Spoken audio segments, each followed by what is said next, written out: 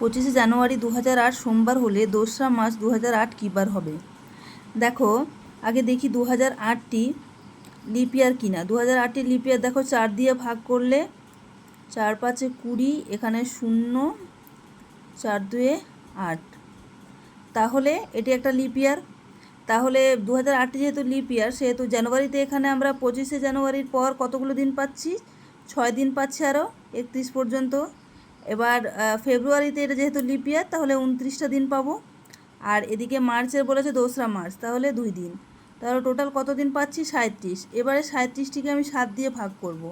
7 দিয়ে ভাগ করলে পাচ্ছি আমি 5 7 35, এখানে 2 অবশিষ্ট থাকলো। এবারে কি করব? এখানে বলা হয়েছে 25 জানুয়ারি হচ্ছে সোমবার। এবারে এই সোমবারের সাথে আরও 2 যোগ করব, সেই দিনটি বারটি হবে 2রা মার্চ। তাহলে সোমের সোম মঙ্গল বুধবার হবে আমাদের অ্যান্সার।